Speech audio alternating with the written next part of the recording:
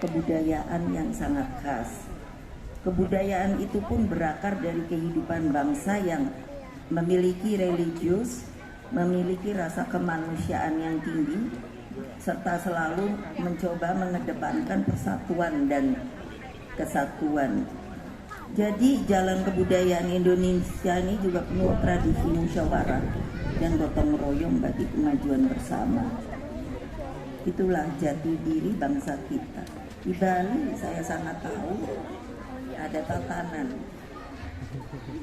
Jadi sepengetahuan saya itu selalu dilembut dari Puri, dari Pura, lalu ke Puri, lalu Puri itu melakukan rembukan dengan banjar-banjar. Seingat saya seperti itu.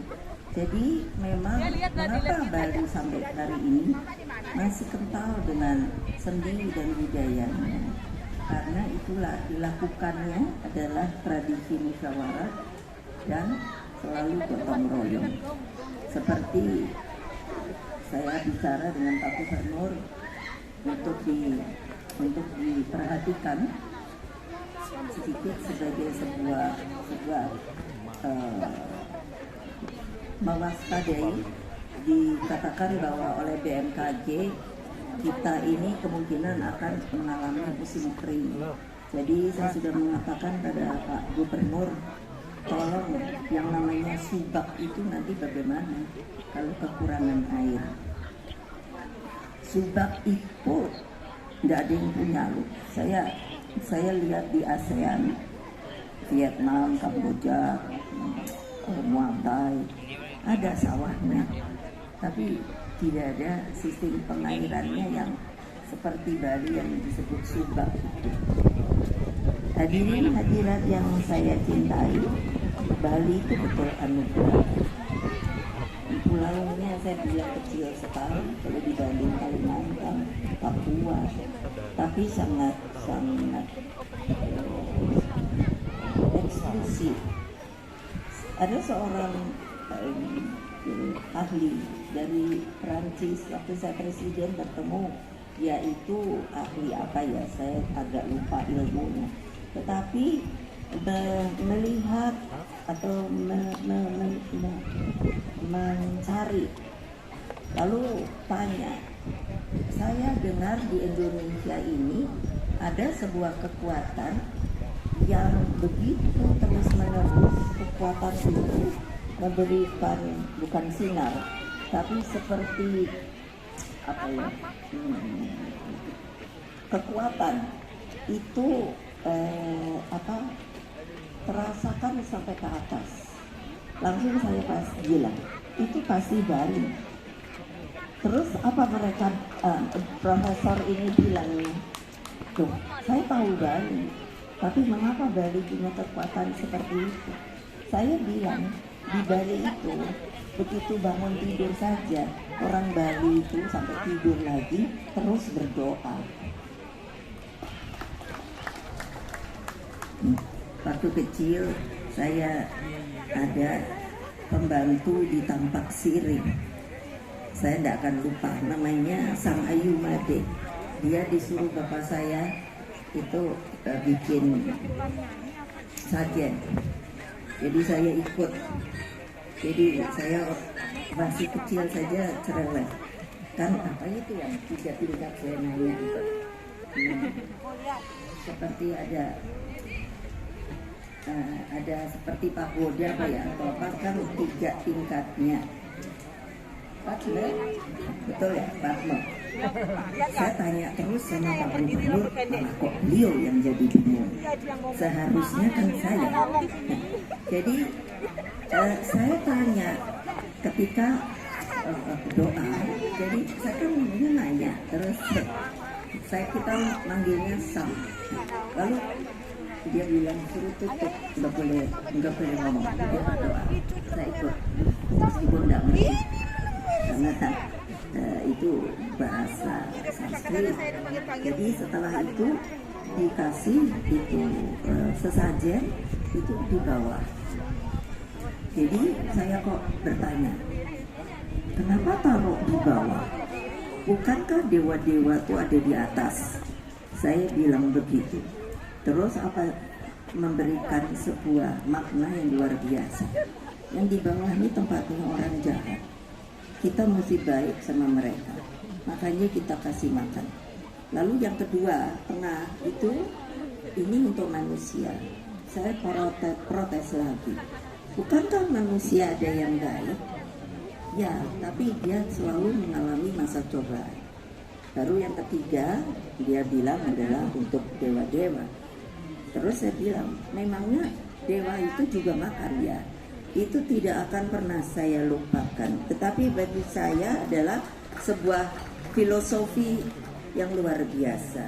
Mungkin itu yang kalau profesor itu bilang ada sebuah kekuatan ke atas begitu. Jadi memang Bali ini adalah anugerah. Bung Karno mengatakan jika ingin melihat bagaimana Pancasila itu dapat dibunyikan, makanya pergi saja ke Bali. Bali itu pasti Pancasila. Bali itu pasti mengakui negara kesatuan Republik Indonesia.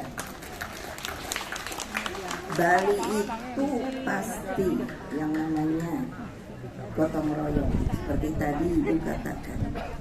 Bali itu sangat menghormati orang satu sama lain dan lain sebagainya, yang sebetulnya itu dengan mudah, ya itulah Pancasila. Kecil lagi saya, dulu ketika kami sering menginap di Tampak Siring, kalau musim panen itu padi ditaruh di jalan.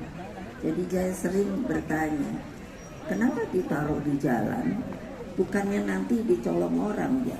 Saya sangat kritis. Lalu yang mendampingi saya mengatakan, di Bali ini dilarang sekali oleh pedanda orang itu untuk mencuri. Luar biasa menurut saya. Tapi sekarang apa masih begitu, apa sudah tidak ya? Pada event seni budaya kolosal terbesar di Bali ini, hendaknya tradisi Bali yang hampir punah terus digali dan direkonstruksi kembali. Untuk itu, makanya saya dijadikan oleh Bapak Jokowi untuk menangani Badan Riset Inovasi Nasional. Karena riset itu sangat penting. Jadi saya juga menugasi Pak Gubernur untuk mengumpulkan kembali yang namanya lompar. Kan bukan hanya urusan lomparnya, tapi isinya. Isinya itu harus juga dikumpulkan dan dipelajari untuk diterjemahkan maksudnya seperti apa. Karena saya tahu itu ada yang untuk pengobatan dan lain sebagainya. Jangan merasa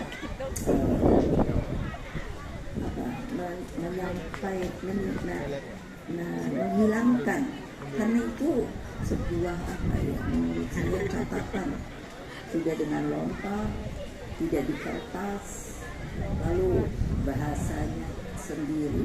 Jadi itu yang harusnya terus ini, dan anak-anak saya bilang mau tidak mau ajarilah untuk bisa membaca lontar lagi.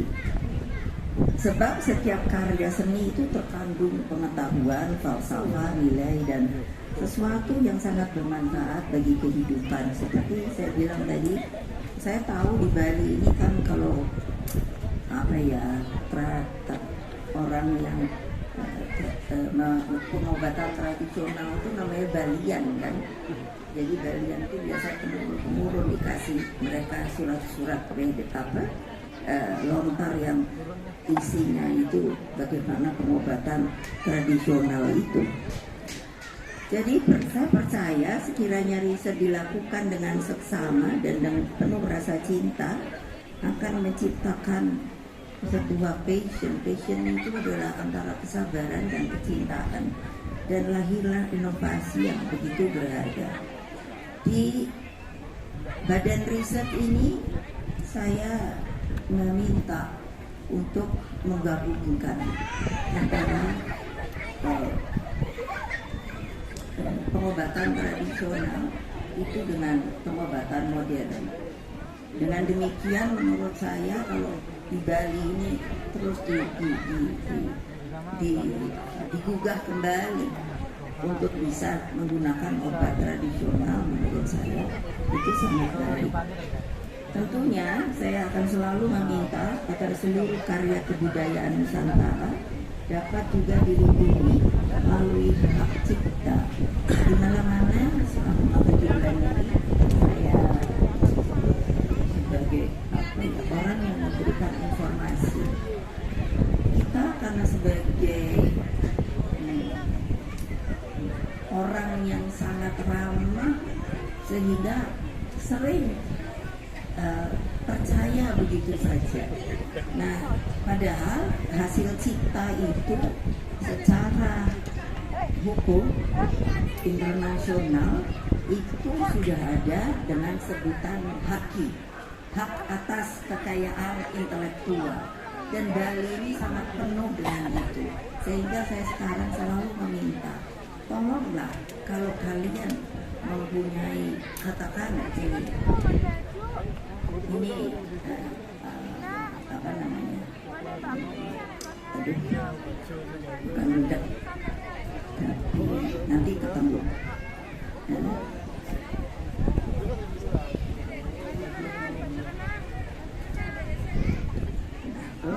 Lokcan ini sudah tua loh, sudah bolong-bolong loh. Tapi menurut saya, karena saya seorang katakan seniman, ini luar biasa. Jadi kalau tidak dihargai, lalu siapa yang menghargai? Dan setelah saya masuk ke dalam research, saya sedih sekali. Orang Indonesia, mohon maaf, banyak ditipu.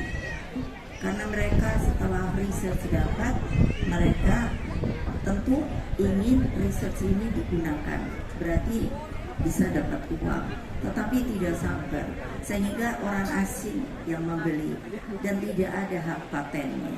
Padahal kalau dipatenkan, dan ini supaya semua tahu, ini sudah saya gabungkan dengan Kementerian Hukum dan HAM. Jadi silakan siapa yang ada hasil riset dan sebagainya, jangan lupa untuk dipatenkan. Tentunya saya akan selalu meminta agar seluruh karya kebudayaan Nusantara ini, yang saya ulangi, dapat dilindungi melalui hak cipta. Perlindungan ini sangat penting bukan hanya karena nilai keekonomian yang terkandung di dalamnya, namun juga karena estetika dan berbagai hal yang begitu genuine. Genuine itu tidak ada yang bisa. Contoh khas Indonesia, contoh Malaysia, suatu saat ketika Perdana Menterinya masih Pak Mahathir Muhammad itu menginginkan supaya orang Malaysia diajari bikin batik. Lalu dibawa pergilah beberapa orang pengrajin, dan ketika saya dikabari gagal. Jadi saya sangat mengerti kenapa, karena beda, itu yang khas Indonesia. Tangan orang Indonesia ini sangat tepat untuk seni, menata batik. Tadi saya bilang Lokcan ini orang Malaysia tidak ada. Rupanya untuk buat batik itu saja, karena batik kan pakai bukan canting. Itu kalau tidak bisa, itu istilahnya blogger, tidak titik saja menjadi jelek. Nah, itu tidak bisa ternyata oleh orang lain. Jadi ini harus disayang-sayang. Makanya saya mengatakan pada semua pengrajin batik, kan yang udah lalu tenun di NTT semua, ayo dipatenkan. Karena itu genuine. Ada yang sudah di luar negeri menjiplak. Tentu bisa, ini bisa dijiplak. Ya, pakai itu seperti jadi fabrikan. Tapi tidak masuk rasa seninya.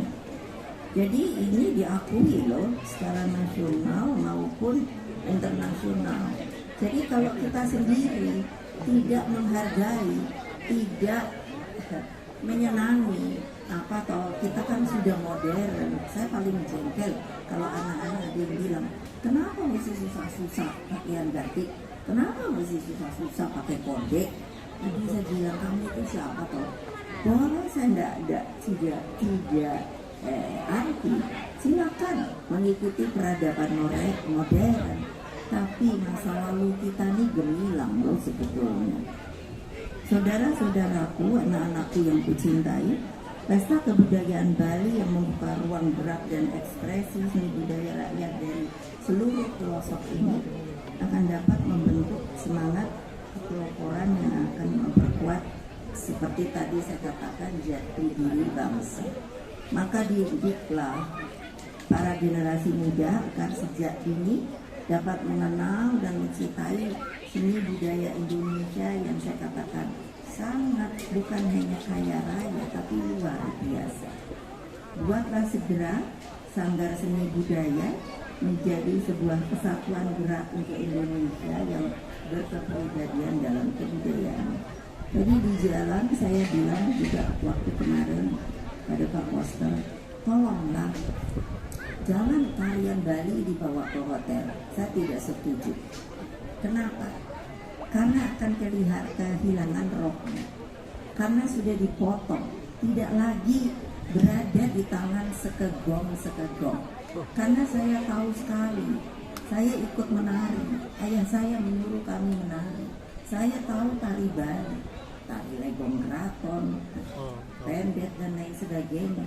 Kemarin secara tidak langsung saya membuat kritik. Karena apa? Karena tidak ada maestro lagi.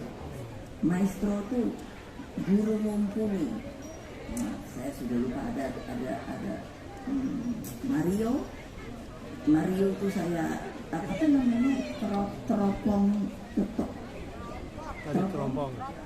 Tari terompong. Ya, gebyar terompong. Aduh, kalau saya lihat luar biasa. Dia kan bisa lompat melewati gamelan dengan berjongkok begitu. Nah, itu perlu disiplin, perlu diajarkan, dan perlu dedikasi. Jadi kalau saya lihat tarian Bali sekarang, itu hanya fisiknya yang menarik, tidak dengan jiwanya. Padahal itu mesti jadi satu, jiwa, fisik dan jiwa. Saya kemarin ada gamelan itu, saya lihat orangnya ya hanya main begini, padahal saya diajari itu supaya punya gaya, dan itu langsung, kalau istilah saya seperti kerasukan, itu langsung ada kekuatan gitu kalau dibawakannya sesuai dengan jiwa kita. Jadi anak-anak itu tolonglah, kalian mau senang dengan K-pop, dengan rock, dengan hip hop dan lain sebagainya, tidak apa-apa, tapi jangan sekali-kali tidak mencintai yang namanya seni kita Indonesia Raya. Demikianlah sambutan saya, dan tentunya ini saya ngomong atau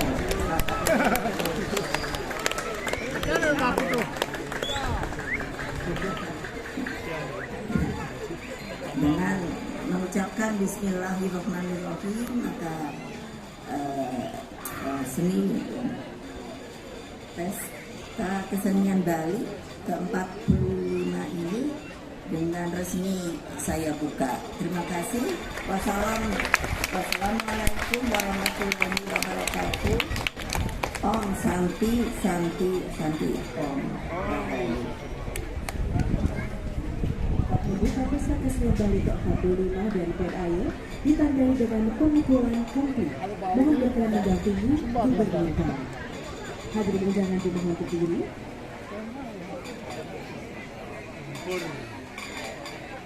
Mohon izin untuk pemukulan kampi akan kami hitung di hitungan ketiga.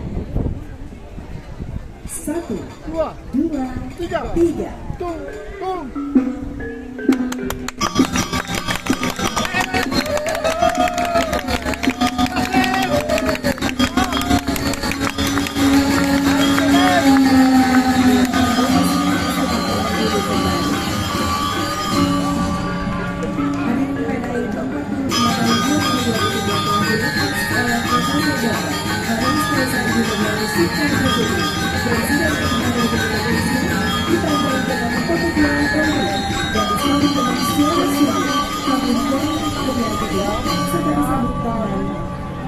dan berdaya beserta institusi Indonesia.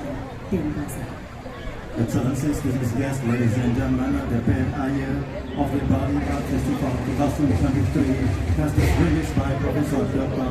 Honoris Causa Megawati Soekarno Putri, the 5th President of the Republic of Indonesia, and the release marked by the founding of country and bring by the